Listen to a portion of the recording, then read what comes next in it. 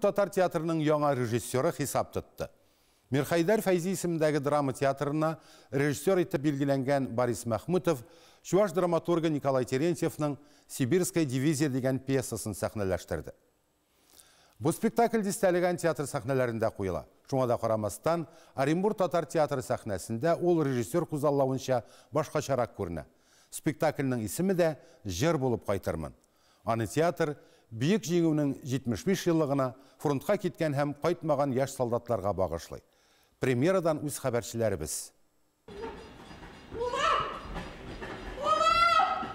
Перронда ике хатын-кыз, ике зур кыш кебек. Сибир дивизиясы хәрбиләренең фронтка кетүче эшелоннар тавышында берсе яраткан улын икенчесе сөйгәнен күрергә өметләнә. Тик алар бер кешене эзләүләрен белми әле. Армиядан соң Мансурны сугышка алалар. Хәрби эшелон туган ягыннан үтәргә тиеш. Беренче көн поездны көткән ана улын вагоннан бер мизгелгә генә күреп өлгерә. Ул аларның соңгы очрашуы була. Андый рольләрне уйнарга минемчә хатын-кызларга җиңел. Ана буларак күз алдыңа үзеңнең балаңны сугышта күрсәң, шуннан да гайре бер нәрсә дә кирәкми ул образга кирер өчен. Очрашу мизгеле әнисенең йөрәгендә улы кире кайтыр дигән ышаныч уята. Ул кайтачак, бары җыр булып кына.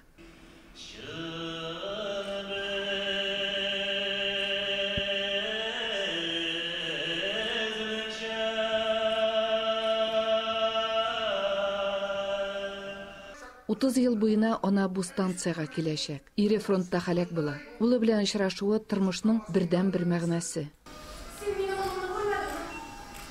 Она янында Мансурның сөйгәне 20 яшьлек Зөләйха кыз сугыштан ярын көтә. Соңрак үзе дә сугышка китә, оннан исән әйләнеп кайта. Ләкин егетнең үлеме турында әнисенә әйтергә батырчылык итми.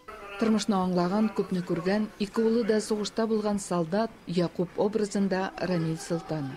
Бик кыен булмады дип әйтергә була. Чөнки режиссер направлять итеп, дөрес советлар биреп. Башкортстан режиссерлары, рәссамнары белән бергә хезмәттәшлек итү гадәткә кергән. Бу юлы да «Җыр булып кайтырмын» спектаклен сәхнәләштерү өстендә башкортстанлылар белән оренбурлылар бергә эшләде. Вакыт ягы тар булса ла, мин актерларның көченә таянып, актерларга ышанып, тиз арада чыгарга тырыштым инде. Бу әсәрне сәхнәләштерүдә рәссам ике төс куллана. 41 елны каралы аклы кино, җиңү яулаган 45 елда ачык кызыл төсләр. Использовано, значит, у нас деревья, лес, станция, железная дорога, которая выглядит как перекресток человеческих судеб и линий. Тамашачылар яңа сәхнә алымнарын, яңа башкаручыларны, үзенчәлекле ут һәм тавыш алымнарын күрде.